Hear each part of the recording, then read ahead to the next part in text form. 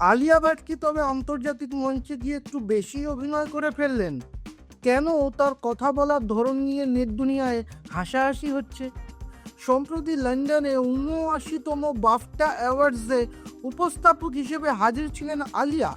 সেখানে লাল গালিচায় সাংবাদিকদের মুখোমুখি হতেই শুরু হয় বিতর্ক।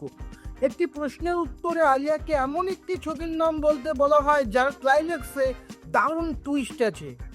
আলিয়া খানিকটা সময় নিয়ে গন গার্ল ছবির নাম নেন, কিন্তু সেই সময় তার মুখের অদ্ভুত সব অভিব্যক্তি দেখে নেটিজেনদের একাংশ বলছে তিনি নাকি ওভার অ্যাক্টিং করছেন।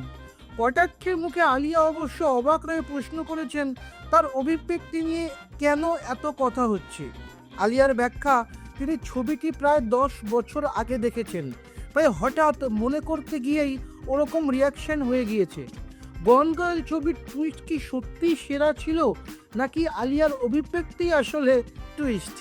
আপনার মতামত কমেন্ট করুন এবং সিনে দুনিয়ার আরও আপডেট পেতে সাবস্ক্রাইব করুন এই চ্যানেল।